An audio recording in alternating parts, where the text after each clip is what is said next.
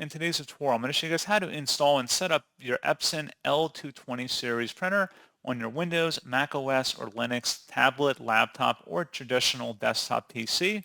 So this should hopefully be a pretty straightforward process here, guys. And without further ado, let's go ahead and jump straight into it. So all you have to do is open up a web browser, and into Google, you want to search for Epson L220 support. Go ahead and search for that.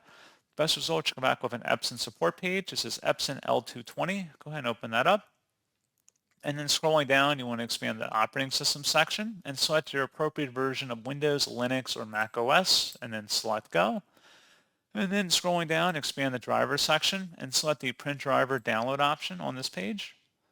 And then once it's on your machine, open up the file to run it. It should be a verified publisher from Epson. Select Yes to proceed, and then just follow through with the on-screen wizard of getting your printer configured for your device, and that's all you have to do. So pretty straightforward process on that, guys, and as always, thank you for watching. I do hope that I was able to help you out, and I do look forward to catching you all in the next tutorial. Goodbye.